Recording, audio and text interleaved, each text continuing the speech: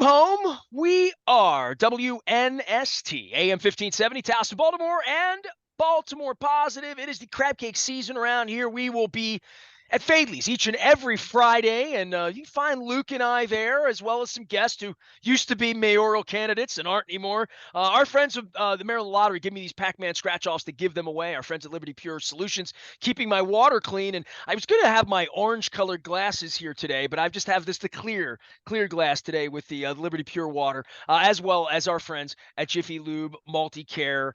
This is going to be a fun one. If you're reading the title up here or down here, it'll say the making of the 25th anniversary video. Gregg Landry's been my friend for so long that I don't really know. And we went to the Orioles game literally yesterday. And it doesn't matter when you're hearing this, but we had a good time. I've told some stories about heckling Anthony Rizzo and taunting Aaron Judge and glaring at Juan Soto. And we had a triumphant effort. But Gregg has been my constant companion here over the last 5 or 6 weeks as the executive producer. And at every step of the way, I would turn to him and say, is this good? Should we do this? Is this okay? Does this sound good? And hey, Gregg, do you want to be the narrator? And all these decisions that we made, that now we have, there's been like over 1,000 people that have seen the video. I'm hoping more folks. I'm snippeting it out. There's going to be a little sales version of it that we do somewhere down the line, somewhere around the 4th of July, when I sober up and get it all together. Gregg Landry is at Taos Transfers. He is Blue Rock Productions. Dude, how long have I known? I don't even know. Bill Cole tells me I've known him since he was an intern here in 1999. And I swear to God, I don't remember him being an intern here in 1999. And he has pictures of it. So you tell me, you are Harvey Myers' son-in-law. You will always be that to me. And Harvey Myers will always be my crazy father-in-law. But I don't remember things that you remember, like you were bringing up to me when we were at a baseball game together. And it might have been the second $15 beer. But how do I know you, dude? Well, it was through Harvey, for sure, and I'm thinking it's been at least 25 years. When did you start dating Susan? Because I don't remember her well. I don't remember. I remember her being around, but I don't remember like sitting and talking to her or knowing her name. I knew Harvey super well, traveled with Harvey, but I don't know that I knew Harvey's daughter. I can't say that I did. I can't say that I know your children. You know what I mean? And just in a lot of cases, it is different. But Harvey was like a blood brother to me, man. He was the first person to believe in me, really. Yes. Yeah. So Susan and I go back to the early 90s when we were both working at a crisis hotline called Grassroots in Columbia.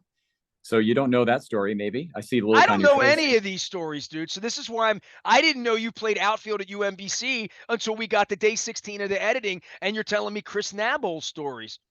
And I'm like, okay, you've come out and done the show. But every time you do the show, you're talking about the church and helping women and helping families and getting videotapes of people's first weddings or the birth of their child, and you want to digitize them. So we're always talking about this stuff, but Sure. I need to do your documentary. That's what I need to do. I need to come over and do a documentary on Taos Transfers and Blue Rock Productions. Hey, anytime, buddy. Thank you. That'd be great. Want to know where that Welcome Back Cotter lunchbox got from is what I want to. So literally, give me your story, because what's your elevator speech? You know what? First thing, my accountant, on Friday morning accountant, and I'm maybe going to give him a free plug because booey on you, Scott Keck. He told me that I needed to make the movie down to like a 5-minute video for sales. And I'm like, yeah, I know this. I know we're going to do it. And you and I are going to have to get together and do it. But right now I want you to do it for you. What's your 5-minute, what's your legacy 5-minute piece that says that you're more than Harvey's son-in-law? Because I didn't know Harvey's son-in-law played ball at UMBC until 3 days ago.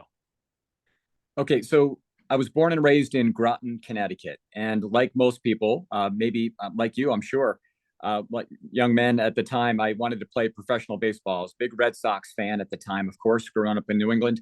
And where I lived, it was household to household. It was either Yankees or Red Sox. Never Mets, though. Never Mets? No. Okay. No. Not even in the mid 80s. Now, you are my age, right? So we are, Yes. am I older or Same younger age. than you? You are 3 months younger than me. Younger. Okay. So, well, no wonder I listen to you, because you're my elder as the executive producer. That's fine. Okay. That's right. Yeah. So those were my ambitions. I also enjoyed taking pictures, and so I had this dream of playing professional baseball, and played for the University of Connecticut, Avery Point, in my hometown of Groton for a year. Then I put all my chips on the table and said I'm going to try to go Division One. I walked on at UMBC, ended up making the team, and the Chris Naphold story. I was very pleased to be able to face him. We were UMBC versus Towson, and he pitched against me, and I got a little base knock off him. So that's my little That's claim your to claim to fame. fame. Yeah, I beat Danny Wiseman in bowling. That's my claim to fame. I didn't even put it in the freaking video. And Wiseman's the one. Wiseman's bringing tears to my eyes, sending me nice words about watching the video on Thursday. So, like, when you get a hit off a big leaguer, you gotta like. I can't believe I've known you 30 years, and this is the first I hear this. I mean, I would have had a picture of it or something. Right. So luckily, it's in the doc. It's there's a picture of him pitching. So it's I said that's what brought it up for us. So yeah. So from there, the baseball didn't last. I picked up a crazy sport after that called ultimate frisbee. I've been doing that for a while, as you can see on my shirt here. For those who can't see it, there's a ultimate frisbee player diving through my logo for Towson There Transfers. were sessions that got delayed of the making of No One Listens, Everyone Hears, not because of children or obligations or other clients. We have to take a break because I'm playing frisbee golf today, right? Like literally, right? No, well, this is ultimate frisbee, Ultimate different than frisbee. different. That's what it was. Yeah, I'm sorry. yeah, I mixed that yeah, up. They played at Druid Hill Park though, right? yeah, yeah. They There's a played they played disc that golf at course. Patterson Park there too, didn't they, for years? So Patterson Park is more so the ultimate frisbee. Druid Hill is more so the disc golf. Ask an expert, you get an expert opinion is all I can say. Gregg Landry is here. He is Towson Transfers. Tell everybody what Towson Transfers is. So bring me from there to here, because as a baseball background, I mean, a good day. I mean, you're a real Oriole fan. I don't like out of this Red Sox Orioles thing. Like that's like I don't know anybody that's a bigger Oriole fan than you, and like I would have never guessed it. Like you liked Fred Lynn as much as Yes, I did when I was a kid. yes, I loved yes. Fred Loved Lynn. Fred Lynn, absolutely. So that was my team. Those were the guys: Jim Rice, Fred Lynn, Dwight Evans, all those guys. So grew up with that. When I came here, I had to make a decision. I could hold on to the Red Sox, but I embraced the Orioles. It was a bad time, as you know, to embrace the Orioles.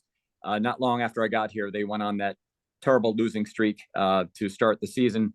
But from there, then there was the rough So times you that we've were a Red Sox documented. fan in '86, the Buckner, all of that, Mookie, all that. Yeah, You I mean, were. I was a senior in high school. I mean, that was big time. We were all over that. That was a big time for Did you being have a a good baseball fan. time in '04 when they won, or no? Were you not? You were just completely Mm, I was here. divested of it. I It would was be like here. if the Tennessee Titans won the Super Bowl and I was an Oiler fan, I'd be like, not really. You know what I mean? Like Right. I wasn't pulling for the Titans at any, still don't. Especially now that they put the gear back on like idiots. But no, I would just say this for you. You came into my life professionally doing Blue Rock Productions because you were the dude who had the camera at Bandits and Blast games that would make sure film got to Channel 2 at 11 o'clock so that they could have highlights. And then you did commercials. You famously did my Free the Birds commercial. You shot behind the scenes documentary footage of Free the Birds that we didn't even really unearth. We didn't even look Right. for it Right. in doing the documentary because we had so much stuff to go through. And I'm going to get to the doc and all that. But the Towson Transfers thing in recent years, I've talked to you and you know this. Obviously, anybody that saw the documentary, if you haven't, John Buren's in there, and there's all sorts of old video, and it was all old format video that at some point along life's journey, you or someone like you 20 years ago converted things, even converting it from those big things at Channel 2, just getting it to a VHS in 1992 so I could show it to my mother, literally. I kept all of that. When my wife got sick, I took to digitizing a lot of the rock and roll interviews that you can find at Baltimore Positive. If you're titillated by John Denver or John Bon Jovi, or even things we didn't put in there, the Red Hot Chili Peppers, all that stuff, the Black Crowes, all of those interviews, the originals are all at Baltimore Positive. Just put a keyword in up here and it'll all happen. But the Towson Transfers thing, we've been talking. You've come on the show. We do a ton of charities. And we were friends, like in the real world. We even like the same music. Tommy Conwell, and then your father-in-law died, and I cried, and I wrote a tribute. And but the Towson Transfers is your primary business now, correct? And people come to you every day and say, "Here, I had my wedding. My mom died, and I need the picture."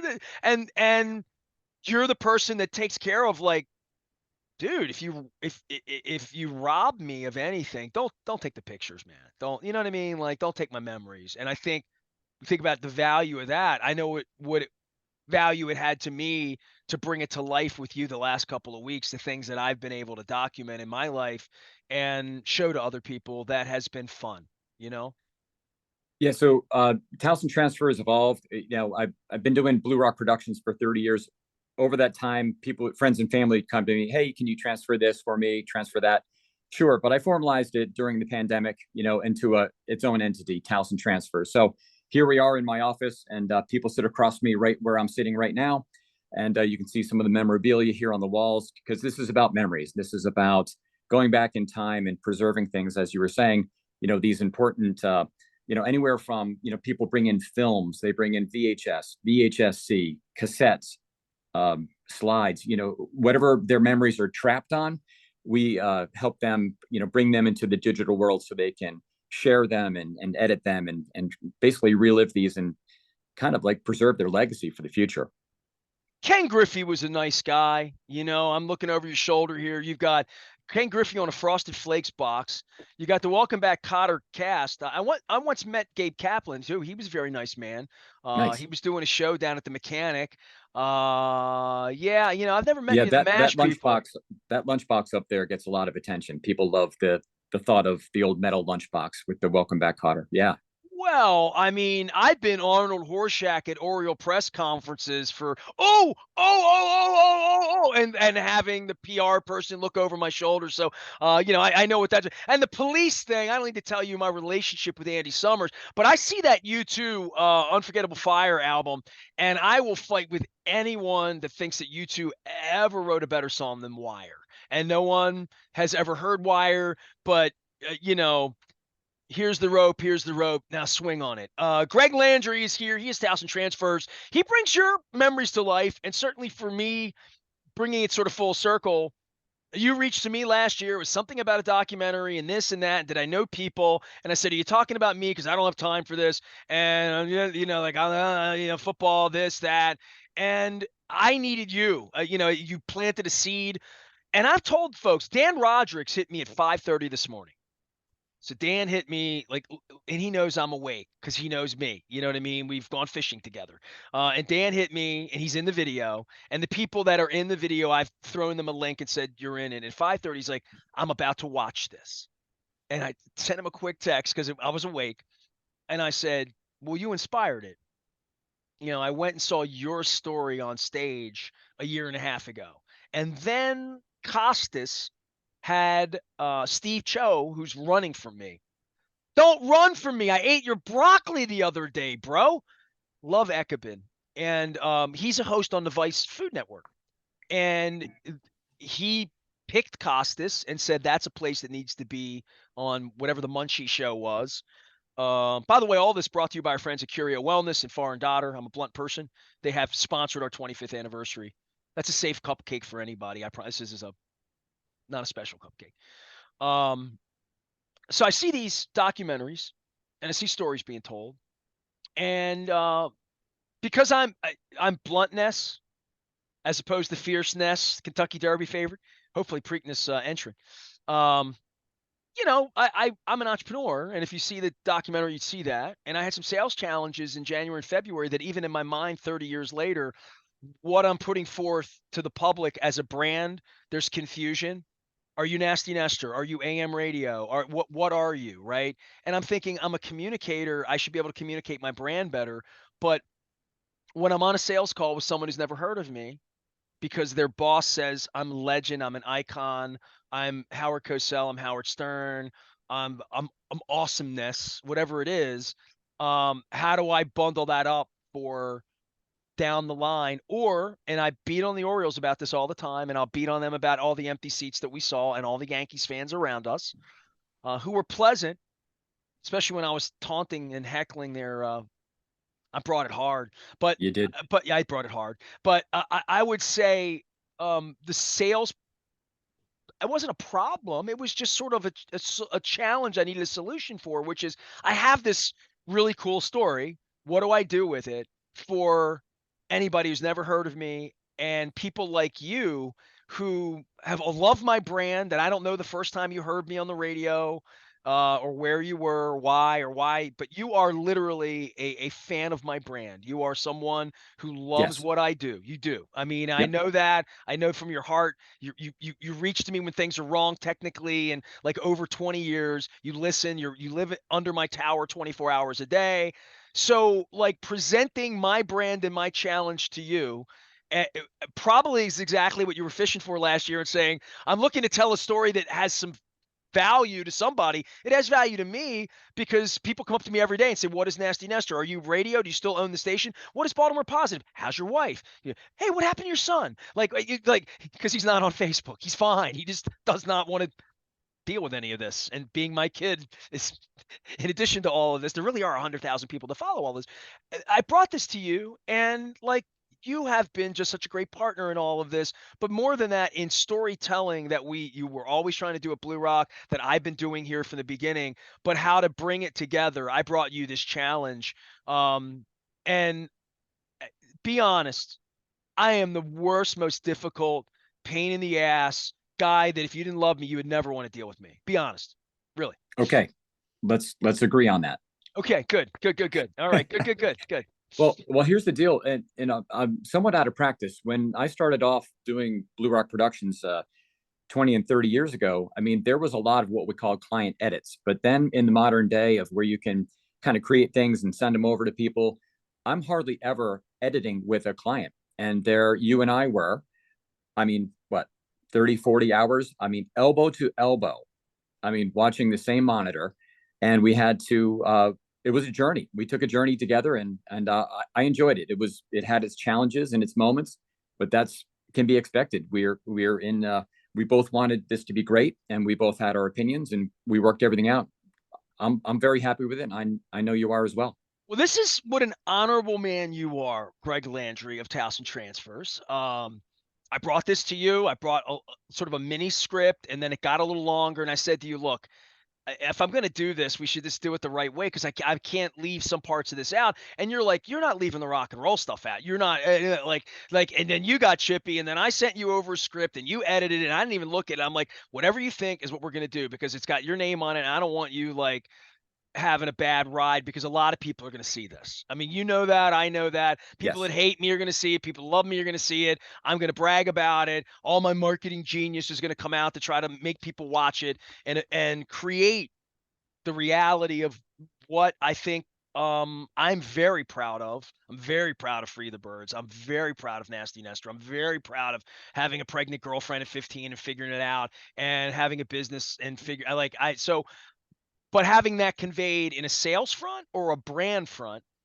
um, and rebranding several times as businesses do over 32 years and 40 years of my life.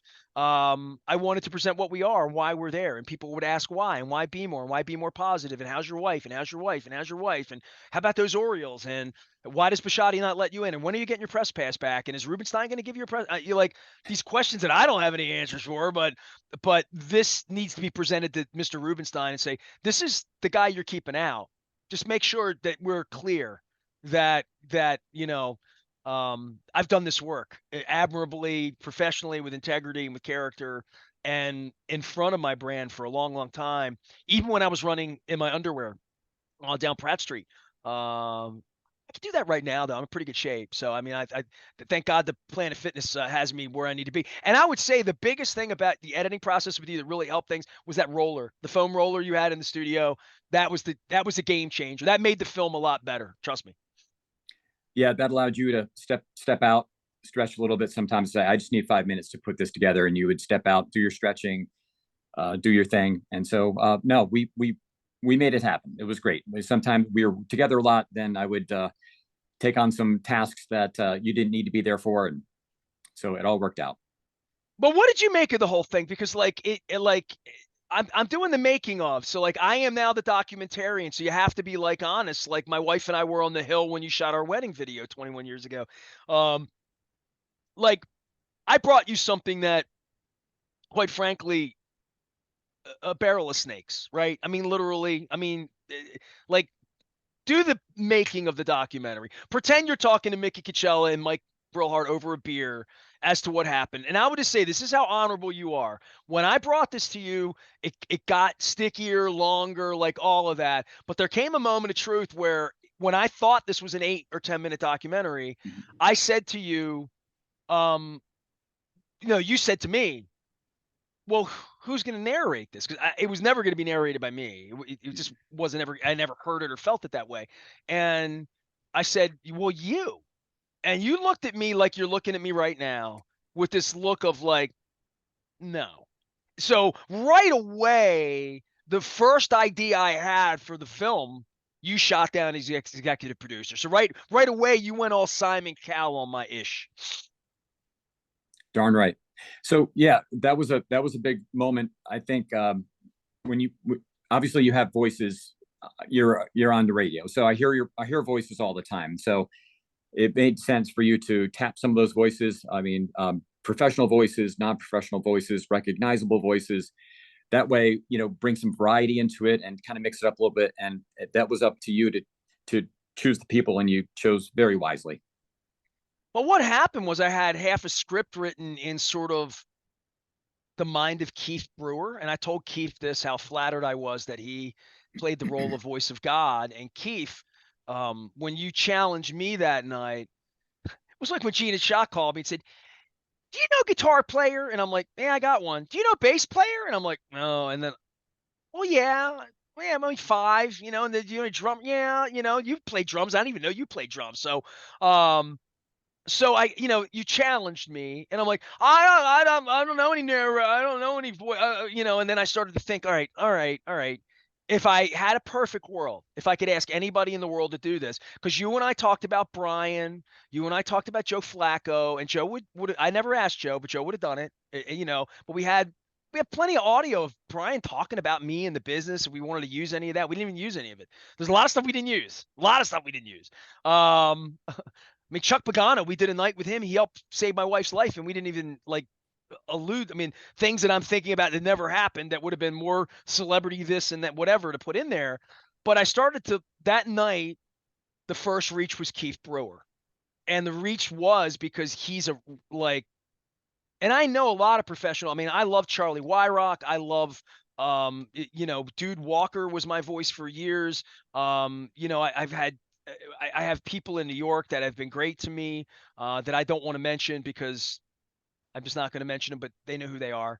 Sure. And Andy Mueller also, is our voice now. And Andy lives up the street, and he was the first guy to watch the documentary and give me feedback. And the first guy, by the way, the reason you were in the seat is because Andy turned down a seat. And you know what? He's a Yankee fan. He didn't want to be there anyway. He sent me a note. He's like, it looks like you guys had fun, except for the outcome. I'm like, the only thing would have made it more fun was you sitting there and watching it with me. So Andy's the voice of the station. And Keith, you got me thinking about like, all right, so honest to God, can I be morose? I thought if I died, who would I want to tell the story? Yeah. Like who would I want to tell the story? And I Yeah. thought, well, John Allen has to be a part of it. And I hear the story being told about the radio station and Ray's voice. I hear just Ray telling stories about the station that only Ray could tell, like Right. literally, because Ray was the heartbeat of the radio station, and Ray was the soul of WNST, like literally, like literally the soul of what we did, and then Gina Shock, she reminds me of my mother. She has my mother's accent. When you hear Yep. Gina's voice, my mother's. Sure does. It's exactly what my mother sounded like. And so I heard all these voices. Mickey, certainly heard Mickey. I heard Mickey because he's funny. And Mickey's funny, and I thought that Mickey would make it fun. And Mike Brillhart's my high school friend, and you wanted Brillhart. You're like, Yes. you're like, get me Brillhart, and I'm like, really, my dude from Hammerjacks? You're like, sure, I guess he'll do it if I ask, but I've not, I haven't asked him for much, Oh, great beyond free voice. beer. Great voice. Yes. So I know you love Mike, and he was sort of the last person we asked because like you were like, you got to get him in on it. And I'm like, okay, I'll make. This is why you're Simon Cowell, and this is why you're Gregg Landry of Towson Transfers and Blue Rock Productions, and I'm just an asshole client that needs to get a movie done. But the Keith Brewer thing that night, I started thinking about it, and I Googled him, And the first thing that pops up is he reads James Patterson's books and Danielle Steele's books. And Wow. I'm like, but I knew he had done, I thought he did Behind the Music. I told you that. I said, dude, he did Behind the Music. He's the voice of, like, when the rock stars want to kill each other and they get divorced and the band and they had the drug problem and they'd lost a band member. He's that guy. And he's not. He was the next show on VH1, which was Right. called Before They Were Rock Stars, which was the Sheryl Crow grew up in Missouri and he played the banjo and her sang in her choir. And, Right. like he Yep. was that guy. And I'm like, okay. And I reached to Keith right away. I'd seen him at the Kicks concert.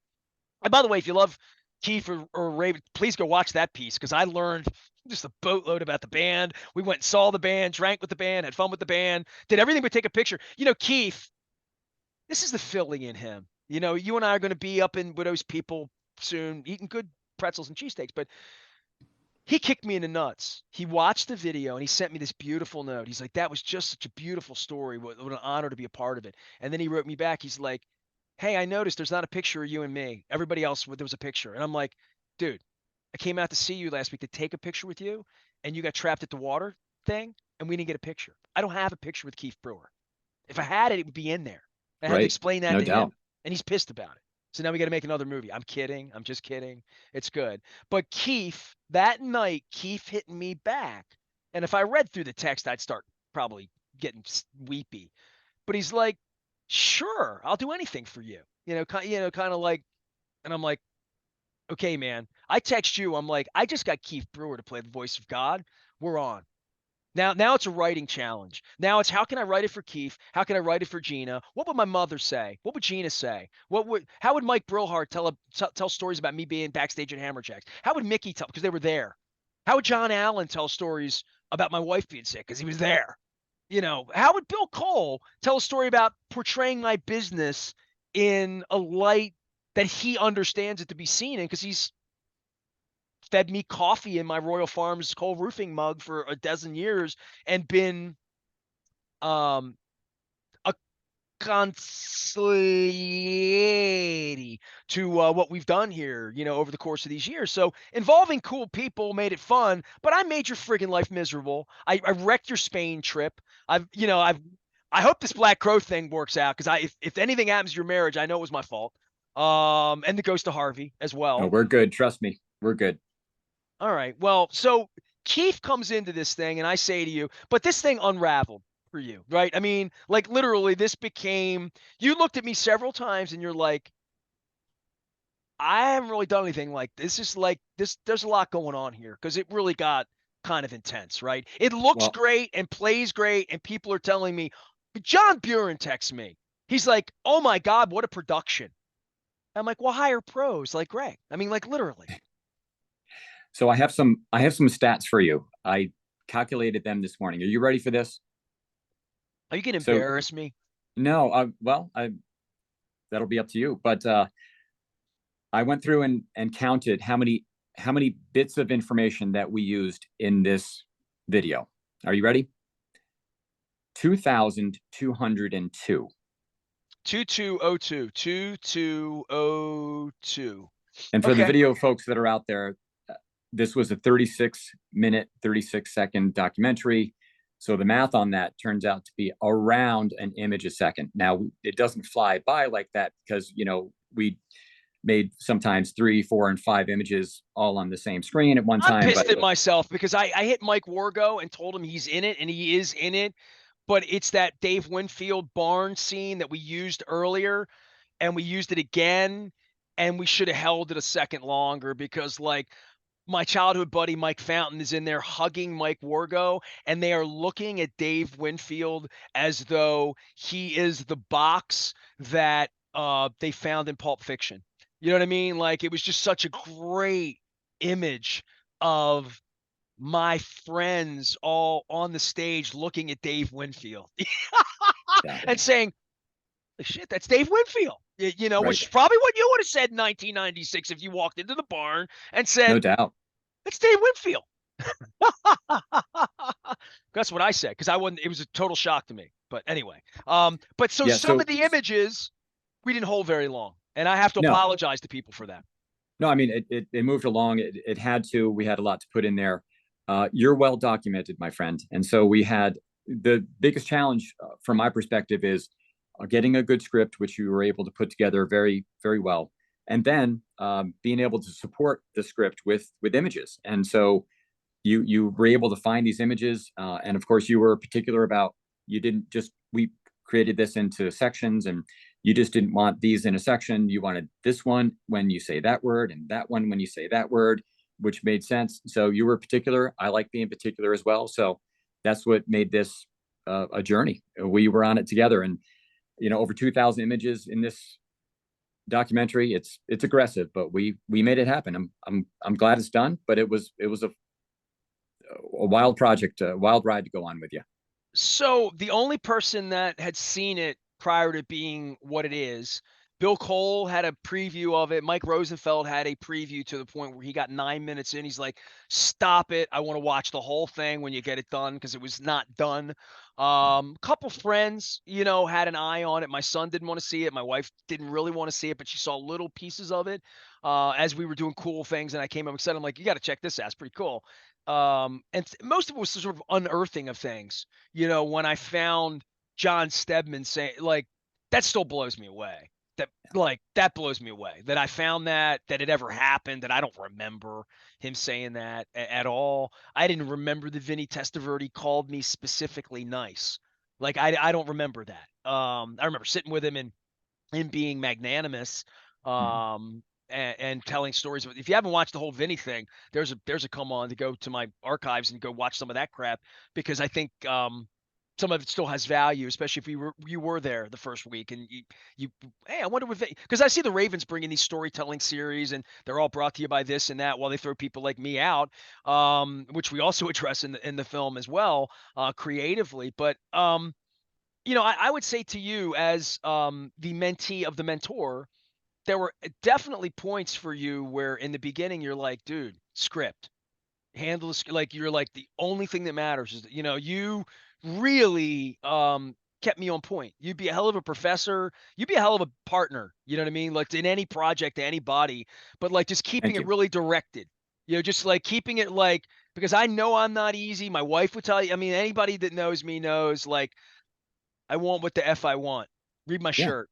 And right. I wanted it to be great, and I wanted you to think it was great. It was so important to me because it had You your did name say on it. that. I'm like, it can't, it has to be professionally done. When John Buren sees it and says that was professionally done, he knows the difference. He's in it. Which is why I hit him and said, "Bevo, sorry, dude, you made the cut." You know what I mean? A lot of people made the cut. I went back. So I was going to say this. My wife finally watched it, and the feedback I've gotten all across, my world in so many ways. Look, it's 30 minutes long. It takes a little time. I don't, everybody didn't see Jaws the first weekend. I get it. And there were people that have said to me, Dr. Steve, Elliott Chiropractic, one of our mutual friends, said he watched the first 6 minutes and he said it got real heavy and he had to put it down. He's like, I need to, like, really, he said, I'm really looking forward to watching it, but like, cool. And that gave me the idea to snippet it. So the next couple weeks, in addition to this piece, I'm going to snippet 17 chapters and bring them out slowly. And if there's a piece of it that attracts you to any of it, they'll go back and watch the whole thing, hopefully. And I understand it's a commitment, for anyone. My wife didn't have a chance to watch it. She was on vacation in, a hotel room with her sisters and mother and sweating it out and trying to be vacationy. And she came home and we sat, um, and like watched it. And what I got out of it after watching it again, how many people I still need to hit and say, "Hey, dude, you're in the film." Because I didn't really think about that when I was just putting the slides together. And now I'm feeling like, man, I didn't put that person in. They're going to not be happy with me. But I did put 20, you put 2,200 slides in, and you didn't put me in the presentation. So I apologize to anybody I didn't get in there. I tried to, but I really didn't think about getting everybody in. I thought about, like, Gregg's going to kill me. That's where I was at the end of this. Gregg's going to kill me. We got to get this out. Make the baby. And deadlines is, deadlines spur activity for sure. But my They wife do. watched it, and finally, and what I kept pointing out to her, because she had seen little snippies and whatever, the music and the score that came late, and my appreciation to John Allen and the guys at Child's Play, and Keith and Rob and the guys at the Ravens for allowing me to use just 2 local songs. Didn't even use Raised on the Radio. Wanted to, would love Mhm. to. In my mind, I hear it to Raised on the Radio. 1968. So anyway, the music, and really more than anything, the supportive part of the video that you in the beginning made clear to me, like script, pictures, are you going to have enough? Do you have enough? How do we make the story move and all that? And just the crap I found at the 11th hour, sort of miracle, Hail Mary pieces of video and different stuff that I sort of knew I had but didn't know how to put together. I mean, your real gift in all of this to me was taking that, and that's something I never could have done on my own in the way that, certainly the way you did it. And that came at the 11th hour. A lot of that stuff came at the 11th. Ray Lewis, the Mike Tomlin and Bill Murray and Brooks Robinson, and what do we do with this? And because when I put it together, I was thinking more Art Donovan and like I was thinking of the things I knew I had. I didn't even wind up using any of that stuff. Right. Right. No, it was a collaboration. We both brought our unique skill sets to the table, and that's how we were able to manage over 2,000 images to get it in there and have it work. You didn't want to put my wife or my mother in there when I said hi, mom, and I did stop the thing and point that out to I said, Greg and I went back and forth on that one, man. Like my mother needed to be in there drinking a beer if I said hi, mom. Like it was important to me. But there were a couple things that you were like, I'm not a typical client, right? I mean, you know what I mean? Like you asked That's for me, sure.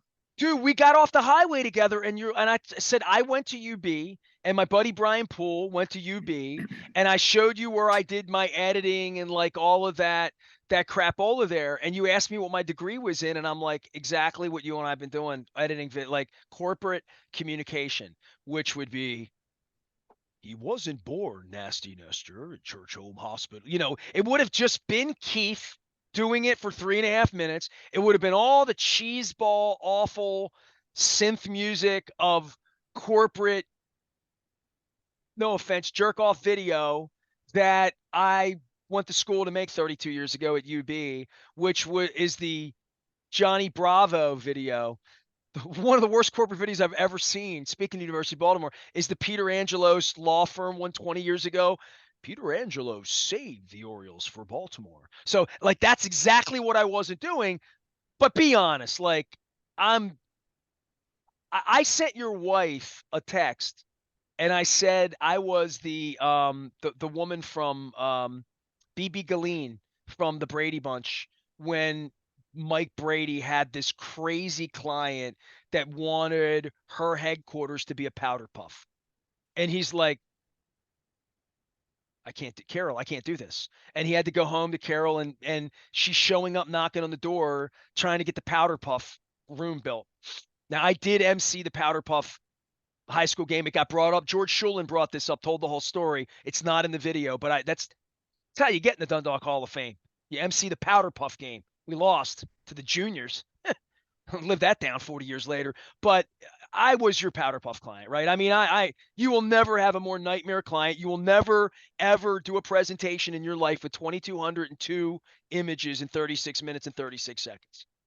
That is for sure. But hey, so like John Harbaugh says in the video, it's a tough business you're in, and so if you weren't demanding, if you weren't particular, you wouldn't have made it this far. So it made sense. I was prepared for that. Nobody cares. Try harder. Nobody cares. Try harder.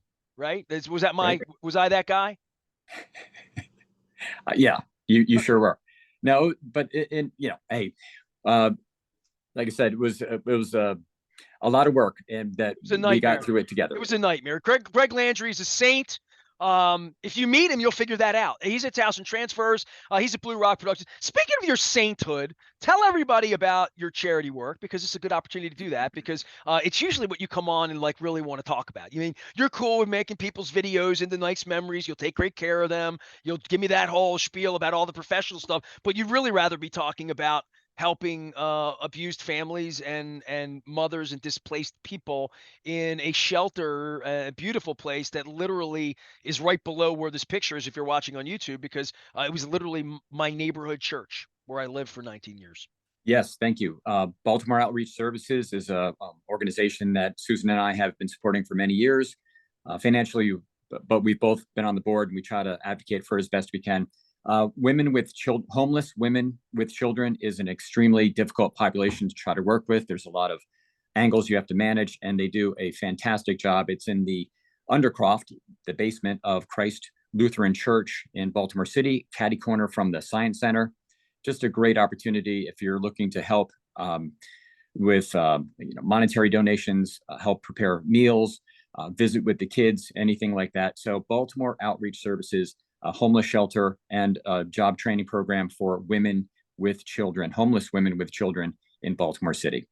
All right. I'm going to take us from something very, very serious, and anybody that knows me knows how serious I am, to something comedic here. We'll wrap this. This will be like the end, the triumphant end that we have. This is where we stop, we wave, and say, "This is Gregg Landry from Towson Transfers," and we'll come back and do the encore. But I'm going to be like Billy Joel or some of the old people saying, "Look, I'm not getting off the stage. I do have to pee, but I can wait 3 more minutes to tell this story and try to make you laugh." So Gregg Landry's here. For any of you who aren't watching this and you're listening on the radio, I'm going to try to make it a good story for you. And I'm making this up as I go along, like I've done everything from the beginning of time. So I've mentioned BB Galini to you, and I know I mentioned this to Susan. Do you know who BB Galini is, or is it not clear to you as to what a troubled, passionate, completely batshit client would be like? Because you'll be telling the story of me the rest of your life. Yes. That I was your BB Galini. So, do you know what BB? Do you remember BB Galini? Because I'm about to really bring this to life. Because every Yes, time I came I over to get your the house, reference. Yes, I okay, get so the so reference. so so my audience might not. So to aid them, I've gone out to femalevillains.fandom.com, and she is a female villain in the Brady Bunch world. So BB Galini, played by the great actress Abby Lane, was a snobby lady in the 1970 episode Mike's Horror Scope for the TV series The Brady Bunch. BB Galini is a fussy client who is a cosmetic giant. She arrives at the office of Mike Brady to have him design her perfume factory. Kind of like when I said to Gregg Landry at Towson Transfers, "Hey, dude, the documentary thing from last year, maybe we should do a little 5-minute movie. Help me with sales. Let people know who I am and what I do." BB monopolizes his time, disrupting the Brady family activities. This is the part for Susan. This is why she's getting free beer at the Black Crowes concert, but not too much. It depends how expensive it is and who's driving.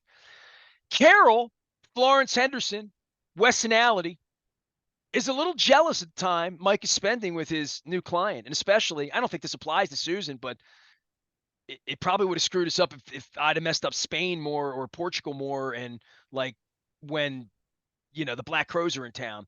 When she thinks back to Mike's horoscope that she read prior to the meeting, it said Mike would meet a mysterious woman. Well, I hope none of this part is here, but BB has a reputation for being irresistible to any man she meets. It appears that BB enjoys a little extra attention. She has a European accent. I have a Dundalk accent, and a sort of Sophia Loren or Zsa Zsa Gabor flavor. I'm somewhere between like Ekman and Stedman, hopefully.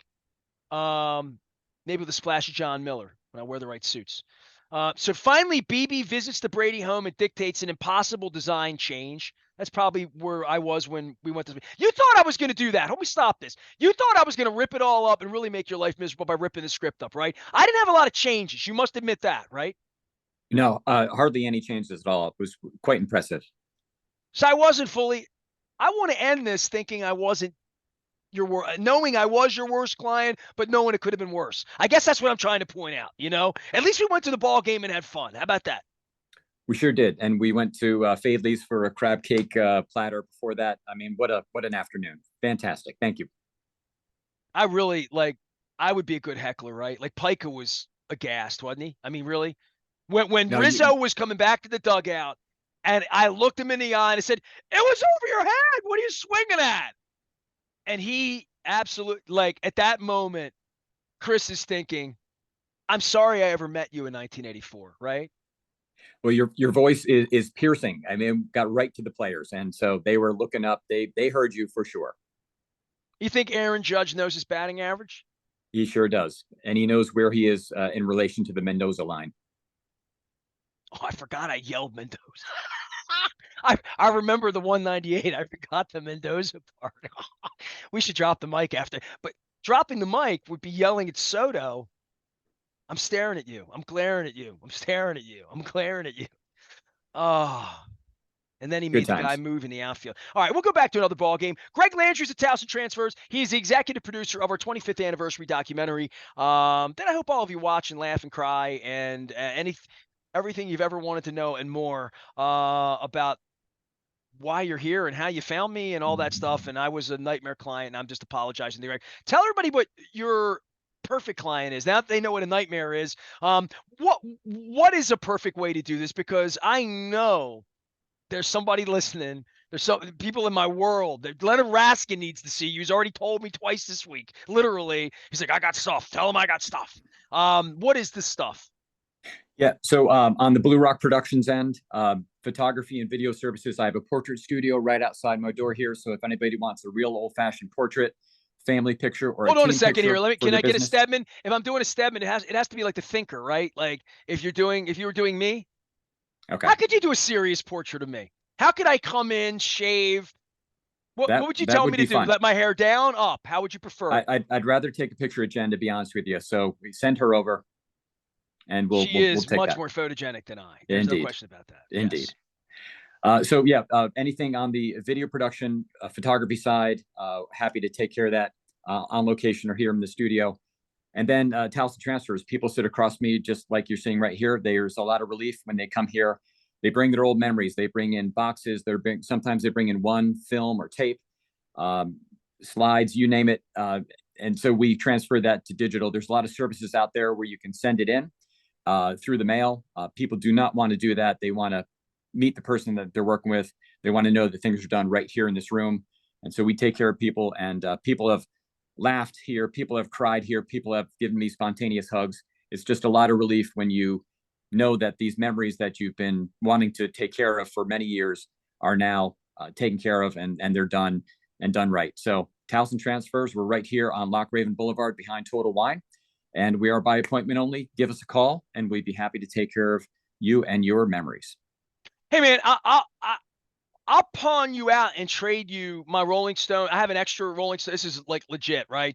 That if I could borrow the Welcome Back Cotter, like just on a timeshare, like I was at the zoo the other day, and Bill Cole did a big thing at the zoo with our friends at Accelerant, and I had Kirby Fowler on during a couple of Super Bowl week. We were promoting people like Baltimore Outreach with you, and they have a share, where they give animals to other places, right? Like you take my elephants, I'll take your hyenas or whatever. We were with the rhinoceroses, big horns. I touched a rhinoceros. It's cool. Next up is a hippopotamus, but you have to go to Cincinnati to do that because that's where they do them. You want penguins? We go to the Maryland Zoo. So if I give you this to hold this for the Welcome Back Cotter lunch bucket, I had a chance to buy a $6 million man one at a gift shop out in Oakland, Maryland on the Crab Cake Tour. So show that thing again. Let me see that. Oh, man, Freddie Boom Boom Washington. Man, Epstein. I got a note from his mother. Vinny Barbarino. All right. Yeah, there you go. And then Arnold Horshack. And then where's Julie? You speak of me. You want my pretty wife in for pictures. How's Julie not get on the thing? Right? I had such a crush on Marsha Strasberg. Oh my God. Jeez, don't get me started. Even Honey, I Shrunk the Kids, the whole thing. He is Gregg Landry. He turns your videotapes, your memories, your pictures, even weird, stupid formats that you don't remember, mini DV, this, high eight, that. He has all of that and a bag of Betamaxes as well. Yeah, and And also, Nestor, one quick thing for the professionals out there, we also do professional formats, Betacam SP, 3/4 inch, you name it, any on the professional end. So if there's people out there, are the television background, we do those as well. Reel to reel audio, you name it. stuff I ain't even heard of. Dude, the old radio station pictures, I put a slide in there specifically for Marvin Lewis. Marvin Lewis, the thing he remembers about coming in my studio, the thing he told Daniel Snyder when we're sitting in having a beer, literally, is he had this piano thing that opened beers. It was a MIDI, like that gave me sound effects.